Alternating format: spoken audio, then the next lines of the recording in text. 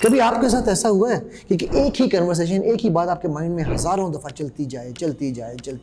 कभी आपके साथ ऐसा हुआ है कि आप कोई फैसला करने लगे हो और वो फैसला आपका हो ही ना रहा हो, क्योंकि आप चाहते थे कि वो यकीनन शॉर्ट परफेक्ट फैसला होना चाहिए।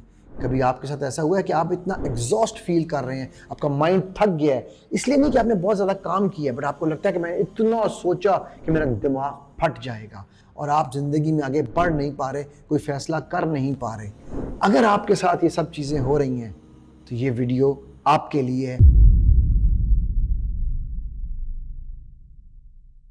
अस्सलाम वालेकुम वरहमतुल्लाहि वबरकातुहू। माइंड इंजीनियर अली आपके साथ आज फिर एक बहुत ही डिफरेंट टॉपिक पे आया है। मुझे पता है ये ओवर थिंकिंग का टॉपिक 2-3 दफ़ा हम पहले भी कर चुके हैं, पर जितना किया जाए उतना कम है। इसीलिए क्योंकि सब कुछ जो स्मार्ट लोग होते हैं ना, वो स्मार्ट लोग का मैंने लफ्ज़ इस्तेमाल किया है, वो ये समझते हैं कि हमारे लिए ओवर थिंकिंग फ़र्ज़ हो चुकी है। सो आपके लिए एक अच्छी खबर ये है, बहुत अच्छी खबर है, सिर्फ अच्छी नहीं है। ओवर थिंकिंग सिर्फ इंटेलिजेंट और स्मार्ट लोग करते हैं। मैंने कहा था ना आपसे खुशखबरी दूंगा, ये खुशखबरी है। तो पहले तो अपने आप को शाबाश दीजिए, अल्लाह का शुक्र अदा कीजिए और जान लीजिए कि आप माशाल्लाह स्मार्ट हैं, इंटेलिजेंट हैं और यकीनन कुछ बड़ा करने की हिम्मत और ताकत रखते हैं। सो ओवर थिंकिंग आपका दोस्त जरूर है, दुश्मन नहीं।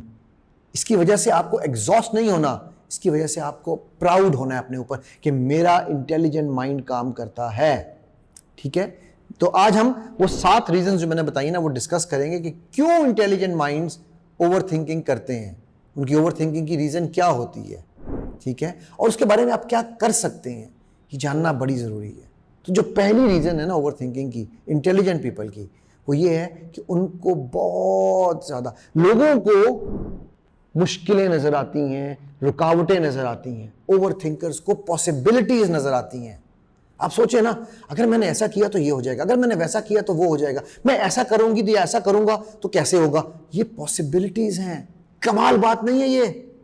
कितनी ज़बरदस्त चीज़ है कि आपको सोचिए कि आपको पॉसिबिलिटीज़ मिल रही हैं, एक नहीं, दो नहीं। जहां लोगों के डेड एंड आ जाते हैं, जहां लोगों की बातें ख़त्म हो जाती हैं, वहां आपका माइंड यकीनन बहुत सारी अपॉर्चुनिटीज़ को देख रहा होता है। जो इंटेलिजेंट लोग होते हैं ना, वो सिर्फ फ्यूचर में एक अपॉर्चुनिटी को नहीं देख रहे होते, क्योंकि अल्लाह ने उनको इतनी जहानत दी है कि उनको हज़ारों, लाखों, बल्कि दर्जनों के हिसाब से अपॉर्चुनिटीज़ नज़र आ रही होती हैं। सो आप बहुत ही लकी इंसान है ना?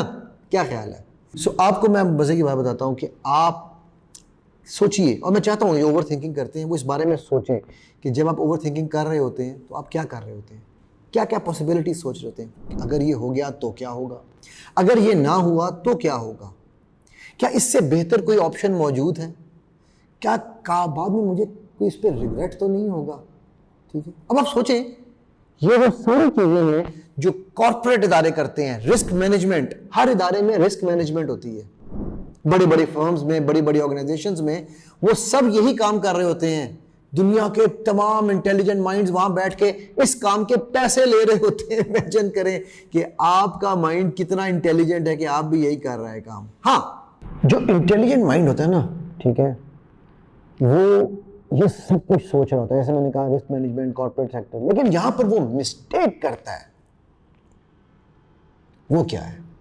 वो मिस्टेक है कि वो बेटर थिंकिंग के लिए और ऑप्शंस को सोचता रहता है और ज़्यादा पॉसिबिलिटीज़ को निकालता है, क्योंकि वो परफेक्शन की तलाश में रहता है कि मैं जो भी काम करूं वो परफेक्ट करूं। परफेक्शन सिर्फ मेरे रब की ज़ात में है। मेरे रब ने इस कायनात को परफेक्ट नहीं बनाया, सिर्फ परफेक्शन मेरे रब के अंदर है। हमारा शैतान का जो आज का सबसे बड़े हमलों में से हमला है ना, वो ये कि हम परफेक्शन ढूंढ रहे हैं। तो ये इशू आता है ओवर थिंकिंग इंटेलिजेंस में। ठीक है, तो इंटेलिजेंस जो है ना, वो हमेशा ऑप्शंस जनरेट करती है। ठीक है, लेकिन जो विजडम है वो इसका नाम है कि बस इनफ इज़ इनफ, जो मैंने फैसला करना था कर लिया। ये पहली रीज़न के 2 पॉइंट्स हैं। आपके पास, आप इंटेलिजेंट हैं ऑप्शंस देखें, पॉसिबिलिटीज देखें, लेकिन एक वक्त पे आकर कहें इनफ इज इनफ।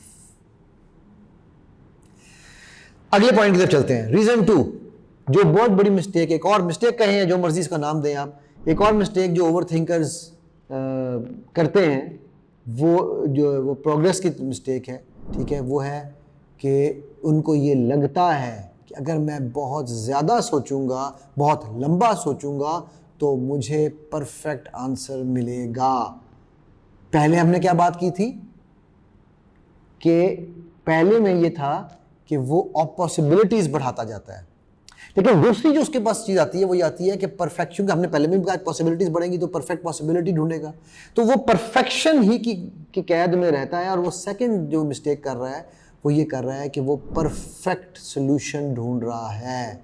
एक बात याद रखिएगा, सोचना और मसले का हल करना। मेरे पास लोग आते हैं और आके मुझे कहते हैं सर ये हो गया, रोना धोना शुरू कर देते हैं, और मैं उन्हें कहता हूं अगर रोने से तुम्हारे मसले हल होते हैं तो इतना रो कि ये कमरा मेरा पानी से भर जाए।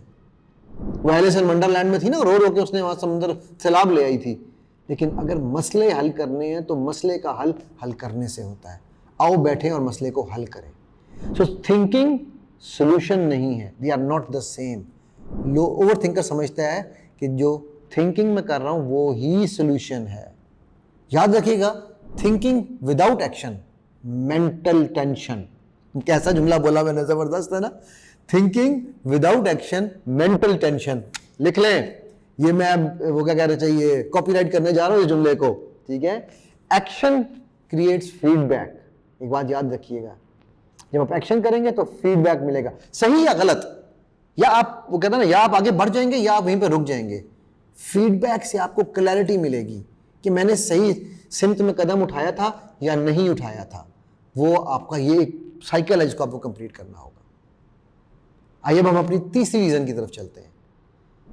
जो इंटेलिजेंट लोग होते हैं ना, उनको ये डर होता है कि लोगों को पता है मैं इंटेलिजेंट हूं, कहीं मैं गलत फैसला ना कर दूं।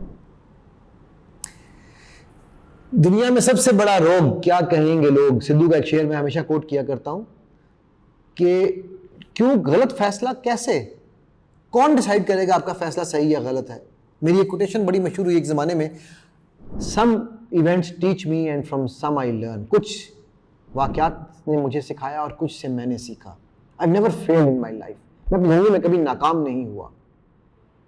तो ये जब तक आप फैसले करेंगे नहीं, गिरते हैं शाह सवार ही मैदान जंग में, वो तिफल क्या गिरे जो घुटनों के बल चले। तो जब तक आप फैसले करेंगे नहीं, आपको कैसे पता चलेगा कि आपका फैसला ठीक है या गलत। जो ज़्यादा इंटेलिजेंट लोग होते हैं ना, चूंकि वो इतना ज़्यादा सोच रहे होते हैं, इतना ज़्यादा सोच रहे होते हैं कि उनको ये लगता है कि मेरे तो नहीं, लेकिन दूसरों से ज़्यादा मुझे बेहतर पता है कि क्या अच्छा, कौन इसका रिजल्ट आना चाहिए, मुझे पता है कि ये चीज़ कैसे चलनी चाहिए। चौथी रीज़न जो ये लोग करते हैं, मैंने बार बार बार बार कहा, पहले भी 3 दफ़ा कहा, फिर उस दोबारा उसी पे आऊँगा, क्योंकि ये घूम के हर चीज़ में वहीं पे आते हैं, वो है परफेक्शन इंस्टेड ऑफ प्रोग्रेस। पहले था कि काम परफेक्ट होना चाहिए, अब वो कह रहे हैं कि इस काम का हर स्टेप परफेक्ट जब तक नहीं होगा मैं आगे प्रोग्रेस नहीं करूंगा। मेरे सिलवा के कई स्टूडेंट्स इस तरह फंस जाते हैं, सर वो हमने एक वीडियो आपकी जो एक्सरसाइज है ना, वो हमने कोई 10 दफ़ा देख ली है, अभी तक मुझे 100% एक लफ्ज़ समझ नहीं आया, तो सर मैं 11वीं दफ़ा देख लूँ। और मैं कहता हूँ भाई आगे चलो। This world isn't about perfection, it is about progress. चलना चलना, मादाम चलना, ठीक है। जो परफेक्शनिज्म है ना, वो इंटेलिजेंस को छुपा देता है, कत्ल कर देता है। आप रिसर्च करते रहते हैं, लर्निंग आपकी चलती रहती है, आप अपने आप को प्रिपेयर करते रहते हैं, हर फैसले के साथ, हर फीडबैक के साथ, हर एक्शन के बाद आपको रुकना होता है ताकि आप उसमें से आगे बेहतर तरीके से बढ़ें। लेकिन आप कभी शुरू ही नहीं कर पाते, क्यों? क्योंकि आपकी तैयारी आपको इतना एग्जॉस्ट कर देती है, इतना एग्जॉस्ट कर देती है कि आप प्रोक्रेस्टिनेशन में चले जाते हैं। आप कहते हैं अच्छा यार कल देखेंगे, अच्छा यार अब थक गया हूं, सुबह देखूंगा। 5वीं चीज, आपके ये इंटेलिजेंट लोग हैं ना, बिकॉज इंटेलिजेंट हैं, इनके दिमाग में बहुत सारी कन्वर्सेशंस चल रही होती हैं, बहुत एनालिटिकल होती हैं, दूसरों से बात नहीं कर रहे होते, ये अपने आप से डिबेट कर रहे होते हैं, ये सेल्फ टॉक बहुत ज्यादा करते हैं। इनके अंदर एक आवाज होती है जो इनको जो कहती है जाओ करके दिखाओ, लेकिन साथ ही दूसरी आवाज आती है, अरे अगर तुमने किया तुम फेल होगे तो लोग क्या कहेंगे। तीसरी आवाज होती है जब तक तुम उसके लिए पूरी तरह तैयार ना हो आगे मत जाना। चौथी आवाज होती है कि नहीं नहीं नहीं नहीं नहीं नहीं नहीं, ये तुमने किया तो तुम्हारे सारे दुश्मन हो जाएंगे। और जैसे जैसे ये आवाज़ें ऊंची होती जाती हैं, आपको अपनी असल आवाज़ भूल जाती है। सो आपको याद होगा मैंने सेल्फ टॉक के ऊपर एक वीडियो बनाई थी, वो वीडियो ज़रूर देखिएगा। एडिटर से मैं रिक्वेस्ट करूँगा कि इसमें उसका लिंक भी नीचे आपके स्क्रीन पे आ जाए, ठीक है। तो उस वीडियो में आप देखिए कि अपनी सेल्फ टॉक से आप अपने आप को कैसे बनाते हैं और बिगाड़ते हैं। जो छठी रीज़न है इसकी, ठीक है, वो उस चीज़ को कंट्रोल करना चाहते हैं जो कंट्रोलेबल नहीं है। मैं आज आपको एक बड़ी मज़ेदार बात बताता हूँ। मुझे अक्सर लोग फ़ोन करके पूछते हैं, सर आपको क्या लगता है दुनिया के हालात कैसे होंगे, सर मुल्क के हालात के बारे में आपका कुछ कहना, सर वो फलानी जंग हो रही है उसके बारे में। मैंने क्या कहता हूँ, मैं कहता हूँ भाई क्या मैं कुछ कर सकता हूँ। मैं कहा जी नहीं। मैं कहा आप कुछ कर सकते हैं। उन्होंने कहा नहीं। मैं कहा मैं और आप क्या कर सकते हैं। कहते हैं अपने आप को बेहतर करना। तो मैंने कहा जो हमारा काम है आइए हम वो काम पे फोकस करें। हमारा काम ये नहीं है कि हम बड़े बड़े देशों के फैसले करें, हम बड़ी बड़ी जगहों के फैसले करें, ये हमारा काम नहीं है। ब्रेन को अनसर्टेनिटी पसंद नहीं है और हम ब्रेन को अनसर्टेनिटी का वो फ्यूल दे रहे हैं, ठीक है। तो वो क्या करती है ब्रेन, वो उसके लिए फिलर्स डालती है। फिलर क्या है, थिंकिंग। अगर उसने मुझे रिजेक्ट कर दिया तो क्या होगा, अगर मार्केट क्रैश होगी तो क्या होगा। मैं आपको इसमें बड़ी मजेदार एक कहानी सुनाता हूँ, ठीक है। वो मेरे एक दोस्त थे, दुबई में जब मैं था तो बांग्लादेश से आए हुए थे, तो हमारे बैंकर थे हमारे। तो वो उन्होंने कहा यार मेरे वालिद साहब यहाँ 1968 में आए थे यूएई में, और उन्होंने 1984 में एक टीवी लिया था जो आखिरी उनका टीवी उस वक्त का बड़ा लेटेस्ट टीवी था। वो ट्यूबों वाले टीवी थे, बड़े बड़े ट्यूबों वाले, नए नए उसकी वो आई थी एक सीरीज़ कोई सोनी की। तो अब हम बात कर रहे हैं 2004 की, 20 साल हो चुके हैं। तो कहते हैं यार 20 साल से अब्बा जो है ना वो ये टीवी तब्दील नहीं कर रहे। नहीं क्यों नहीं कर रहे, यार अगर यहाँ कुछ हो गया, अगर हमें यहाँ से निकलना पड़ गया, अगर हमें यहाँ से जाना पड़ गया, अगर मैं बीमार हो गया, अगर मैं मर गया तो क्या करूँगा नई टेक्नोलॉजी का। अल्लाह अकबर। और 20 साल बाद वो उसी पुराने टीवी के ऊपर अपने सब कुछ देख रहे थे, राइट। तो इसी तरह ये सोचते हैं अगर मैं बीमार हो गया, अगर लोगों ने मुझे जज करना शुरू कर दिया। यार एक बात मैं आपको बताऊँ, हर सवाल ज़िंदगी में जवाब के लिए नहीं होता, ख़ास तौर पे गारंटीड जवाब बिल्कुल नहीं होता। और ओवर थिंकिंग फ्यूचर को कंट्रोल नहीं कर सकती। अटेम्प्ट तो करती है बट कंट्रोल नहीं कर सकती, सिर्फ आपको रोल सकती है। आइए अपनी 7वीं रीज़न की तरफ चलते हैं। ये लोग भूल जाते हैं कि जो सुकून है वो ट्रस्ट से आता है, सर्टेनिटी से नहीं। और ट्रस्ट किस पे, ट्रस्ट रब्बे कायनात पे, ट्रस्ट उसकी दी हुई एबिलिटीज़ पे। मैं आपको एक बात बताऊं, मैंने अभी रिसेंटली किसी से मैं बात कर रहा था तो मैंने कहा कि मैंने एक चीज़ पे, एक नतीजे पे पहुंचा हूँ। मैं आलिम नहीं हूँ लेकिन एक नतीजे पे पहुंचा हूँ अपने इल्म के हिसाब से, जो मुझे बस थोड़ा बहुत अल्लाह ने मुझे दिया, कि कुफरान नेमत और नाशुक्री बहुत सारी चीज़ों में एक ऐसी चीज़ की भी है जो हमें पता ही नहीं चलता, और वो है अल्लाह के दिए हुए हुनर का इस्तेमाल ना करना। जो अल्लाह ने आपको दिमाग दिया, जो ये इंटेलिजेंस दी है, उसको इंटेलिजेंस को विजडम में कन्वर्ट ना करना, ये भी कुफरान नेमत है, ये भी नाशुक्री है। वो जानते हैं कि जब आप अल्लाह पे यकीन रखेंगे ना तो सब होगा, ठीक है। यहीं पर हम कहते हैं ना साइकोलॉजी और फेथ का कॉम्बिनेशन।